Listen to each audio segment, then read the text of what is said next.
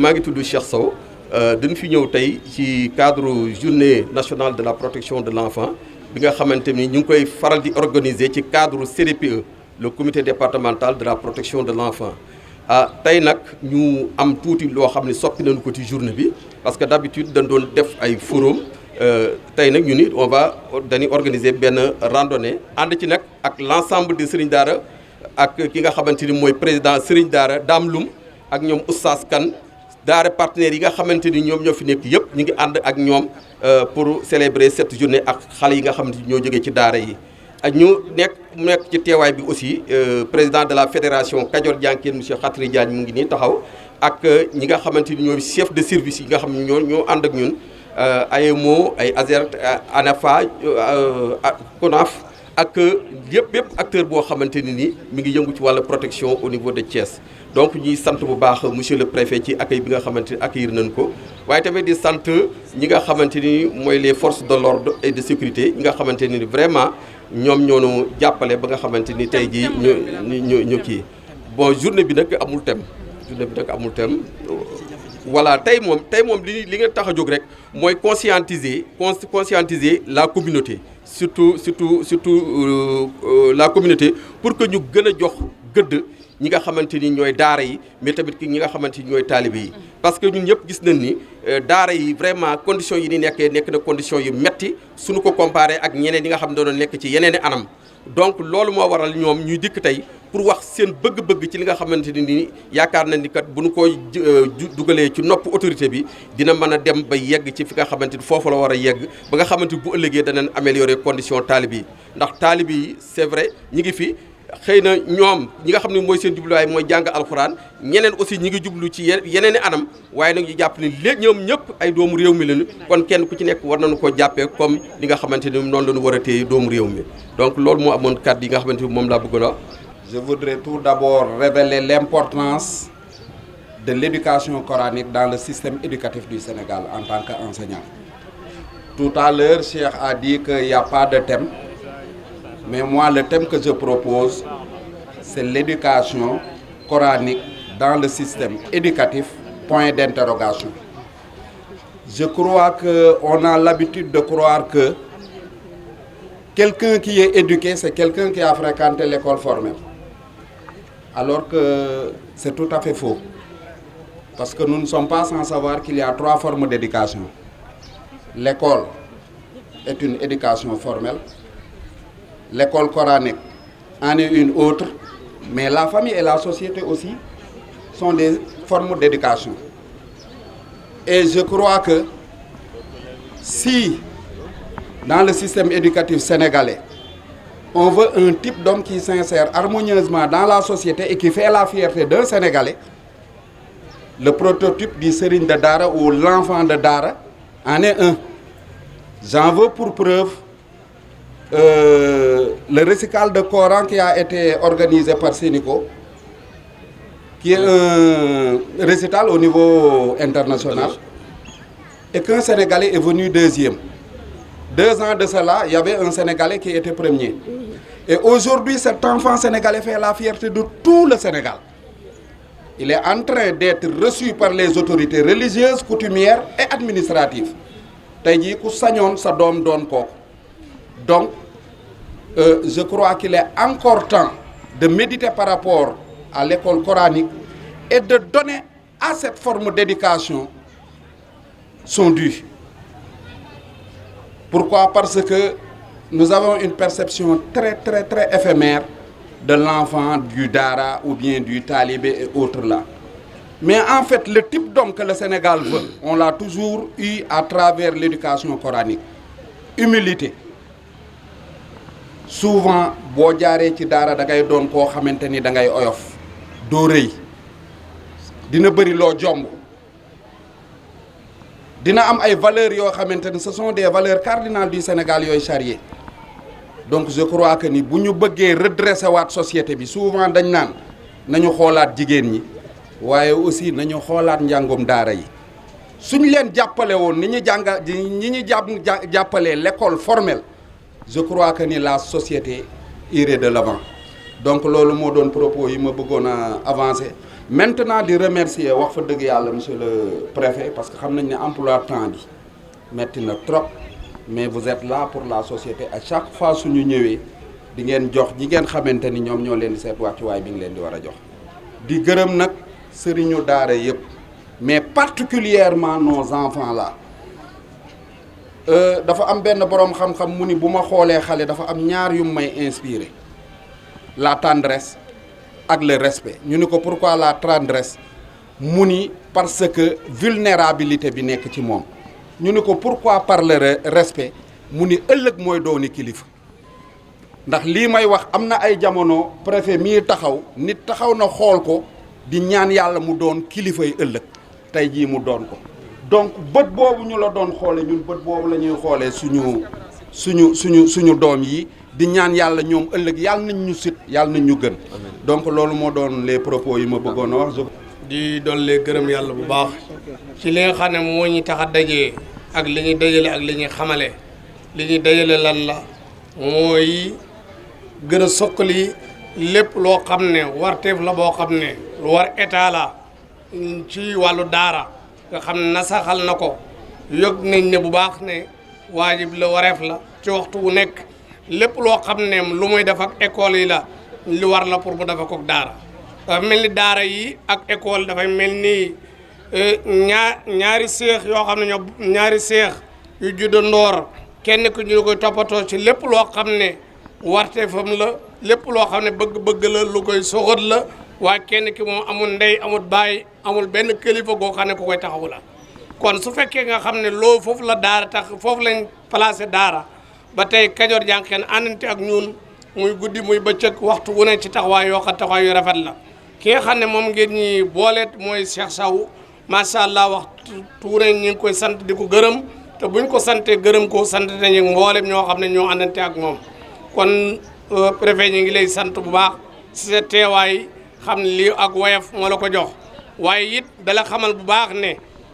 jamono bu ne waxtu wu ne mbooloo mën nañ lay seet ci waaye mbooloo mu riisi ni mbooloo mii yëg nañ ne moom du fi am moom du fi am lu dul mbooloo daara yi dajee tey lu néew tey ñi fi dajee da nga fa gis lu ëpp 200 personnes yoo xam ne kenn ku ne ab kaamelu alquran nekk na si boppam fu ko neex toog tari téere bi kon ñooñu tey gën a si la mën nañ ci yëge ak yokk incha allah ne yàlla dana ko ci def ci barab bi kon wax ji gudd ak gàtt mooy ñi ngi sant bu baax ñi nga xam ne ñoom lañ ànd te mooy waa Kajoor Jànqeen ci lépp luñ man bi nga xam ne xeetu feebar boobu am na feebar boobu lépp luñ ci man ci dépasse def nañ ko daara yi luñ ci man ci dimbalante daara yi def nañ ko buñ toogee 2 mois 3 mois yu ne ñu am lenn loo xam ne dañ ko jéem a séq ak daara yi ñeneen ñu dul ñoom nag buñ ne mbubboo nañ daara yi buñ ne ñi ngi doxlanteeg daara yi ñi ngi jëflanteeg daara yi dara nekku fi ñu Kajoor Jànqeen daal lañ gis ne ñi ngi jàppalanteeg daara yi ñeneen ñuy jàppalante daara yi kana Sénégal ñaar ñii daal ñoo xam ne ñi ngi jàppalanteeg daara yi ñeneen ñu dul ñoom seen wartif ak daara yi manqué na lool bu fekkoon nga xam ne fii ñu toll waxtu wu ne jamono bu ne kenn ku ne xam ne ne ñaari doom yi nga xam ne moom ngay ànd di yendoog ñoom di fanaan ak ñoom tey bu kii feebaree samedi kii feebar lundi kenn ku ne xam nga fan ngay jaar ak moom ba mën a wér waaye du benn ndonga daara boo xam ne am nañ yitte yëg-yëg boo xam ne yëg-yëgu bàyyi ko ci état la boo xam ne tey dañ ko def ak waa daara ngir jàppalante ñoom si seen wàllu wér-gu-yaram ci bu seeni ndonga tawatee ñu mën a am foo xam ne fa la ñu fajoo ci loolu bu fekkee tey Kajoor Jànqeen su dee ni ñu ngi ciy jéem dara ñi leen ci war a jàppale te jàppale bu mu nekk jàppale bu yaatu jàppale bu wér mooy état war ci mën a daf seen itte daf seen wareef ci place yi bu ñu demee bañ ne sëriñ daara yu bëri amuñu dëkkuwaay lu leen ko teg dara waralu ko lu ndongo loo xam ne ay ndongo yoo xam ne lu ma téeméeri ndongo nga téye leen yaa leen di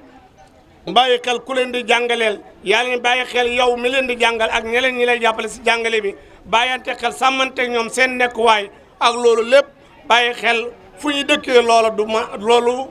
du yomb pour mu mën a nekk kon loolu lépp lu état war a dugal loxoom la mën a bàyyante xel dëkkuwaayu sëriñ daara yi mën a bàyyante xel seen wér-gu-yaram mais mën a bàyyante xel lépp loo xam ne seen waxteef la buñ ne école ubbi na ab diir da nga yëg ne fenn fu ne danañ woote ne def nañ lii man damay wax toujours benn raison boo xam ne damay wax ne jot doy na sëkk ñu jox leen exemple mooy lu mel ni région Louga dina fay yëg yu bari yoo xam ne wax dëgg yàlla dina fay am mooy période boo xam ne bu ñu école ubbi na leen yu bari yoo xam ne danañ ko teg ci loxol sëriñ daara yi danañ tollu période boo xam ne danañ jàppalante sëriñ daara yi ba seen wàllu kayitu juddu ndonga daara yi nga xam ne ndonga daara yu bari bokk leen ci daara alquran waaye jog na dañ bëgg a def jàng école waaye amaat beneen problème ci wàllu kayit yoo xam ne danañ ko jàngee coono bu rëy la ñuy def dañ dem ba xale bi war a def fi mu war a def entrée en sixième xale bi du mën a am benn kayit lu mel noonu xale boobu nga xam ne dénk nañ la kere bañ la ko dénk parce que kere nga gëj a gis way juróom boo demee ba am yitteem daf ci moom alquranul karim loolu day na lu réew mi waroon a sagoo waaye déedéet waaye lu ñu réew mi war a sagoo loola noonu lañ lay bàyyi ca loola nekk xale ba ba ne na nga ko jéem a dugal école àndanteeg moom ci école ba xale bi war def entrée en sixième te dara ci lu ci wàllu kayitam sa yoon nekku sa yoon du sa ne loolu wax dëgg yàlla état buñ ne mi ngi taxawanteeg daara taxawaay ba des na taxawaay bi des na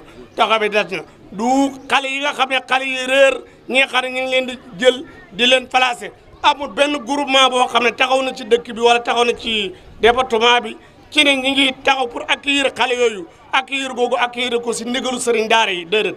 xale bu réer bu ne ñun sëriñ daara yi yàlla defal nañu ndimbalu toll ni àndoo nañ bennoo nañu kenn koo ci waxat xooluñu ngir tariixa xooluñu ngir lenn kenn ku nekk yëg na ne jàngalekat alquran la kon dafa war a àndanteeg jàngalekat alquran yi fexe nañ ba def ay kuréel fexe ba amal bureau département fexe ba amal bureau régional fexe amal bureau national man mii di wax ak imam Malick Diop ak ñeneen ñu dul ñun ñooñu ñëpp ci bureau national lañ bokk kon di liggéey ci liggéey bu mel noonu kon yell na lool tey ab sees boo xam ne tey moo xam préfet mu ci loxom lay bàyyi ko wala ci loxol maire lay bàyyi ko wala fenn foo xam ne tey dañ ne fii kat place la boo xam ne place li la boo xam ne daara yi ñoom lañ ko jagleel nga xam ne fépp foo xam ne for nañ ndonga daara fa lañ koy placé ba baa ñuy gis ki nga xam ne mooy sëriñam baa ñuy gis kii mooy waajuram nga xam ne diir ba mu fay def yëpp incha allah am njàng lay doon ak taxawu ko lépp loo xam ne wàllu xaju na ci wàllu xale baak yu mel noonu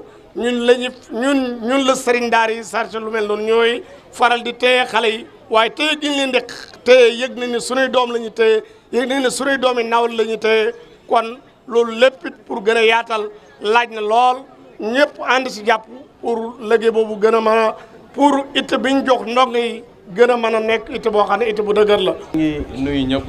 di si jiital xale yi di nuyu chef de service yi di nuyu waa Kajoor Jànkeen di nuyu aussi sëriñ daara yi fi teew yëpp ñu leen di ziyaara di leen ñaan ñu defal askan wi ay ñaan ci weeru koor bi nga xam ni ci la ñu nekk donc may wax ni mbégte la ñu am rek ci recevoir xale yi recevoir en même temps Kajoor Jànkeen muy partenaire bu essentiel boo xam ni moo nekk ak CDPE bi si question bi nga xam ni mooy question prise en charge xale yi ak taalibe yi donc li ma wax rek mooy liñ fi gis nii dafa dal xel te buñ ko gisee duñu bett ndax li ñu gis taalibe yi ou bien daara yi di ko former fii ci réew mi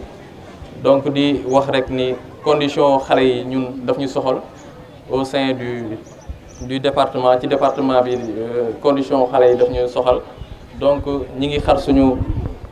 tànk tubéy di def suñu kéemtalaay kàttan ci CDPE bi nga xam ne dañ ko bokk ak sëriñ daara yi bokk ak chef de service yi mais aussi bokk ak collectivités territoriales yi ngir jafe-jafe yi nga xam ne xale yi ñu ngi koy dund ñu mën ko saafara ci loolu laa naan dégg naa bu baax mémorandum bi léegi bi ñu koy lire ñu ciy wax mbiru inscription à l'état civil loolu di wax rek ni am nañ ci ay mbébét te incha allah bu ñu amalee waxtaan yi dinañ ci gën a taxaw ngir may même chance yi xale yi nekk ci daara yi même chance yi nga xam ne xale yi nekk ci école française bi am nañ ko ñoom aussi ñu mën ko am donc dégg nañu aussi li ñu wax ci programme scolaire bi ngir ñu dugalal leen français bi ak anglais bi ak yeneen yu ñuy soxla di wax rek ni si côté boobu état du Sénégal mi ngi def ay efforts depuis quelques années ndax dafa taxawal projet bu ñuy wax programme de modernisation des daara bi nga xam ni muy joxe budget école française noonu lay joxe budget école coranique ba am na mbébétu di leen tabaxal ay bloc administratif am na mbébét di moderniser programme maanaam seen njàngin ak seen nekkin ci biir daara yi ngir xale yi fa nekk am formation bu mucc ayib mais aussi bu ñu génnee mën a am même chance yi ci secteur emploi bi que yeneen xale yi nga xam ne ñi ngi génnee ci yeneen écoles yi donc ñiy dalal seen xel rek ni liñ ñu jottali fii dinañu am mbégte bu rëy jàllale ko ci autorités yi nga xam ni ñoo ko yelloo ngir seeni jafe-jafe mën a saafara jërë ngeen